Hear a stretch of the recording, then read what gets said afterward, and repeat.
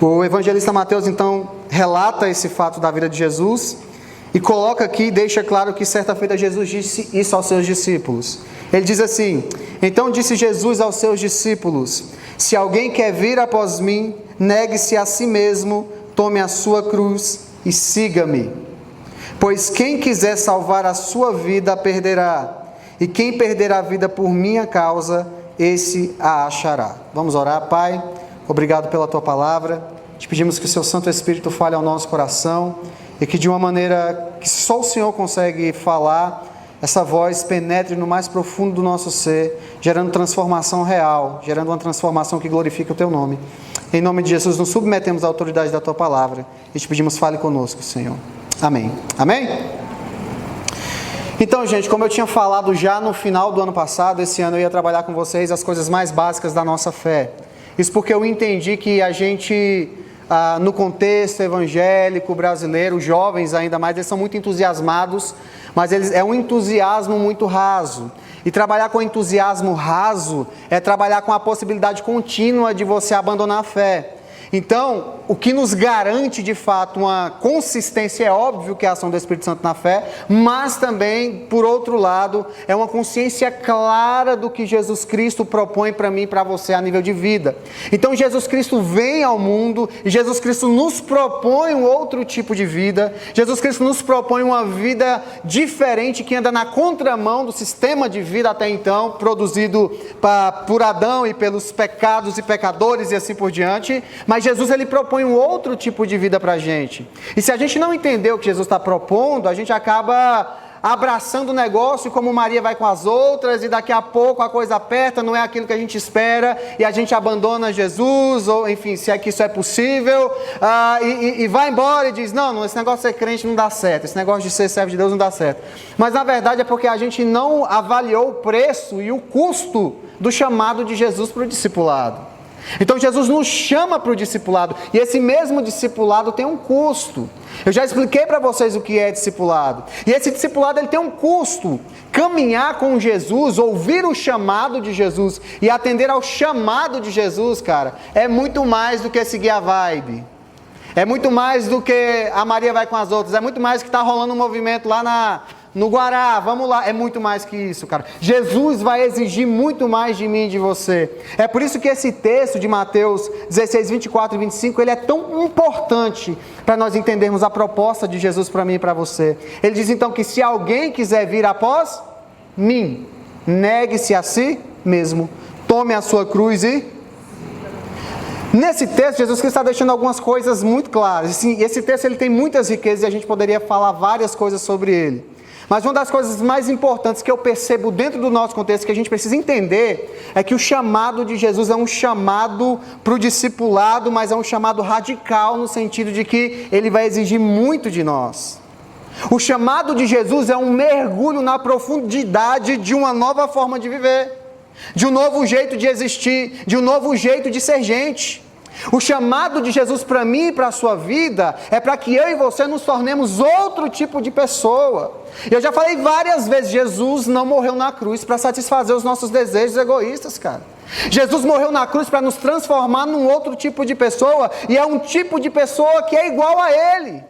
E esse chamado ele é profundo, e como ele é profundo, ele vai andar na contramão da cultura, é contracultural. É um chamado para fugir da superficialidade. É um chamado para fugir de uma realidade fundamentada no ego humano, cara. É um chamado para escapar de um mundo que é explicado por seres humanos pecadores que não conseguem discernir nem a si mesmos. Então nós criamos sistemas de explicação do mundo que não correspondem ao que a realidade é. E nós criamos um mundo de fantasia onde as coisas não correspondem. E como elas não correspondem, a gente experimenta o vazio existencial. E Jesus Cristo vem nos dando uma nova proposta de vida, para que a gente escape dessa realidade rasa e superficial, cara. Só que é um chamado radical, porque vai fazer com que a gente lute contra toda superficialidade, lute contra toda preguiça, lute contra todo comodismo, lute contra todo entusiasmo, fogo de palha. É por isso que as palavras de Jesus, galera, são tão fortes. Aquele que quiser vir após mim, em outras palavras, aquele que quiser me seguir, aquele que quiser ser meu discípulo, negue-se a si mesmo, tome a sua cruz e siga-me.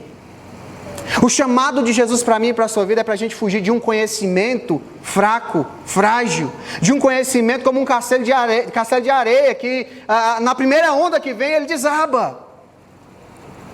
E o chamado de Jesus para as nossas vidas é um chamado para consistência. Porque se nós não adotarmos o chamado de Jesus para as nossas vidas e adotarmos o chamado secularizado para a vida que tenta explicar o mundo, invariavelmente nós vamos ser guiados por um sistema cego, porque foi construído e explicado por pessoas cegas, e cego conduzindo cego não dá coisa boa. Isso não significa que esse sistema que a gente vive, que a gente chama de secularizado, ou os padrões desse mundo, não tenha nenhum tipo de verdade. Tem. Onde quer que exista verdade, ali é um fundamento de Deus. Então não é só na igreja que você vai ver verdade. É óbvio que dentro de todo esse sistema existem verdades. Mas essas verdades, elas não dão conta de sozinhas sustentar o peso da existência. E uma hora ou outra, esse mesmo sistema ele desaba. Ele vai demolir. E é o que a gente chama de sistema secularizado. E é o mesmo sistema que está construindo uma geração de pessoas com uma identidade marcada por essas incertezas, equívocos e fragilidades. É a galera que não sabe se casa, se compra uma bicicleta. É a galera que não sabe o que vai fazer da vida. É a galera da vida mansa. É a galera do deixa a vida me levar, a vida leva eu. É a galera que ainda não abriu mão da sua própria vida por amor a Jesus. Porque o convite de Jesus para o discipulado, ele é um convite para abandonar a sua vida, cara. Esse modo de existir, esse modo de ser gente. O chamado de Jesus para o discipulado, ele é radical porque ele desconstrói essa forma antiga de ser gente, cara.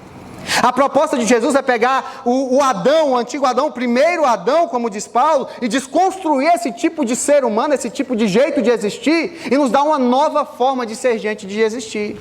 Significa que você vai ser uma pessoa melhor do que você é hoje. Esse é o processo do discipulado.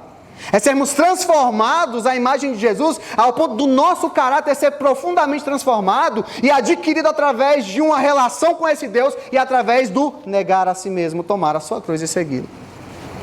Eu disse para o pessoal aqui de manhã, caráter não vem por imposição de mão não, meu brother. Caráter não vem por imposição de mão. O caráter é construído pela substituição de hábitos que fazem parte desse antigo modo de viver e assumir novos hábitos e princípios que têm relação com a nova proposta de vida de Jesus. Aí muita gente abandona o cristianismo, quer deixar a igreja porque diz que não é real, que isso que eles falam não é verdade, mas ele nunca abandonou a maneira antiga de viver. E se você nunca abandona a maneira antiga de viver, você nunca vai experimentar da realidade proposta do reino de Deus. Se você nunca experimentar da realidade do reino de Deus, tudo vai ser igual para você. Mas o chamado de Jesus, ele é radical, ele vai desconstruir essa forma de ser gente, essa forma arrogante e orgulhosa, que inclusive se orgulha da sua própria tolice. Nós temos a capacidade de não conseguir dar conta de explicar as coisas a partir de nós mesmos e nos orgulharmos disso, cara. A nossa vida é muito limitada, a nossa visão, o nosso intelecto, a nossa capacidade de interpretação é extremamente limitada. Mas nós temos a capacidade de reduzir a existência a alguns aspectos da vida e nos orgulharmos por isso. Reduzimos a nossa identidade à vontade e ao prazer sexual e acreditamos que isso define quem nós somos. Empobrecemos a personalidade, a riqueza da personalidade humana, a partir de um princípio que é secularizado, mas que não dá conta da existência, porque se eu for só o que eu desejo, tem alguma coisa errada aí. Eu gosto muito de comer picanha, mas ninguém na rua está me chamando de o cara que gosta de comer picanha, porque o desejo que eu tenho não define a minha identidade, ele faz parte do que eu sou, e pode inclusive ser alterado e mudado e transformado. Mas isso só acontece dentro da proposta do discipulado de Jesus. Não tem outra forma. Então ele é radical. Porque ele vai nos convidar para uma existência autêntica. E uma existência autêntica leva em consideração as fragilidades que o ser humano criou quando ele decidiu dar as costas para Deus. O verdadeiro discipulado de Jesus não vai te enganar dizendo que vai ser só coisa boa. O verdadeiro discipulado de Jesus vai te falar, vocês estão no mundo caído, o pecado ainda habita entre vocês, ainda existe sofrimento, ainda existe decepção, ainda existe vergonha, é a realidade. Jesus não engana ninguém. Jesus não quer um bando de jovens, por exemplo, entusiasmados para vir cantar, chorar e depois ir para casa e viver de segunda a sexta como se ele não tivesse existido. Vocês estão entendendo isso, gente? A proposta de Jesus ela é radical. O nosso comportamento e a nossa reação diante da vida diz muito sobre o tipo de gente que nós somos. Muito, muito. E quando eu olho e enxergo o que está acontecendo à minha volta em muitos contextos, eu percebo o abismo gigantesco que existe entre a proposta de Jesus e aquilo que as pessoas entendem sobre a proposta de Jesus. É por isso que a porta é estreita, gente. É por isso que a porta é estreita. Porque negar a si mesmo é uma espécie de suicídio existencial do seu antigo eu. E você está disposto a abrir mão dos seus sonhos, dos seus planos, das suas vontades, dos seus desejos? Você está disposto a abrir mão das suas prerrogativas? Você está disposto a abrir mão dos seus planos? Porque esse é o chamado de Jesus. Lembra quando ele chama Pedro? O que Pedro faz? Ele larga tudo e segue Jesus. Você está disposto a largar tudo para seguir a Jesus? O discipulado de Jesus, o chamado para a nova vida, para a vida eterna, é radical. Porque não há espaço para conviver esse ego em conflito. Não há espaço para você e Jesus reinar. Então esse chamado ele é radical.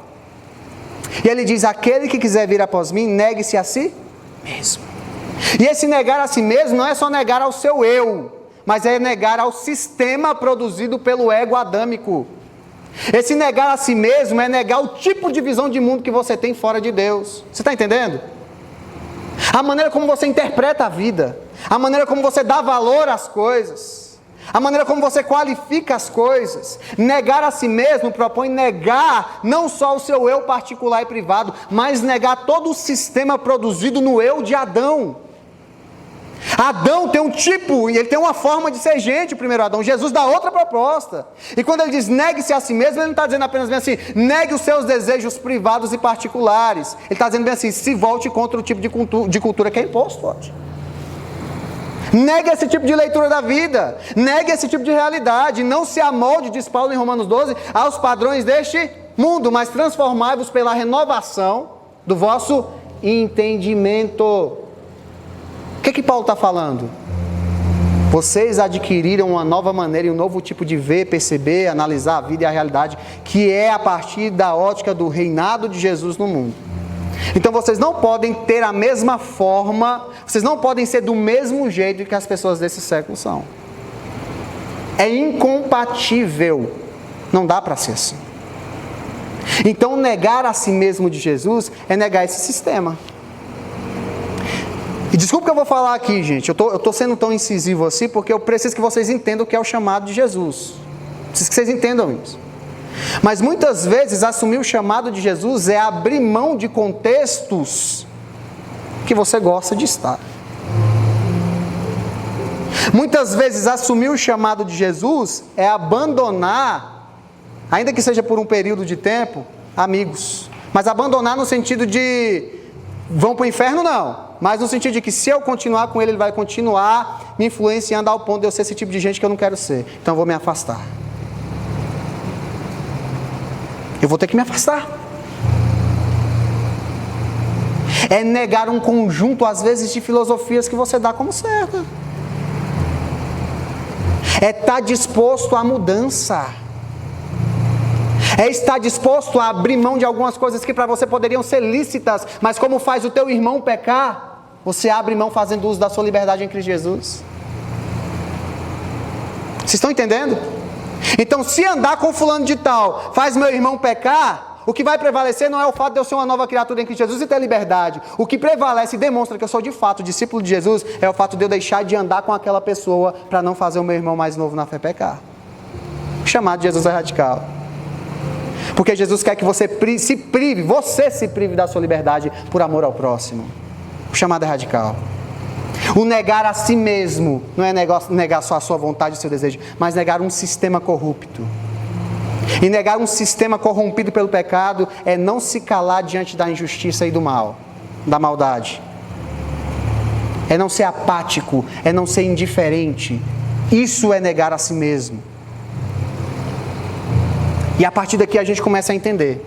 Se o chamado de Jesus é para que eu viva um outro tipo de vida, para que eu seja outro tipo de gente, quando eu entro no discipulado de Jesus, quando eu ouço o seu chamado e atendo ao seu chamado, eu já estou experimentando da graça. Estou experimentando da graça por quê? Porque a partir deste momento, o meu modo de existir começa a ser mudado paulatinamente. E todas as vezes que eu assumo e aceito e vivo a proposta de vida de Jesus, eu estou experimentando da graça. E esse conceito de graça ele é muito importante, porque graça não é bem-estar. Graça não é bem-estar. Nunca foi, nem no contexto judaico, nem no contexto cristão do primeiro século, nunca foi bem-estar. Graça é a atividade abençoadora de Deus em te dar algo que você não merece, que te transformará num tipo de gente muito melhor, parecido com Jesus ou parecida com Jesus. E no meio desse processo da graça existe desconforto. E o desconforto está exatamente no negar a si mesmo.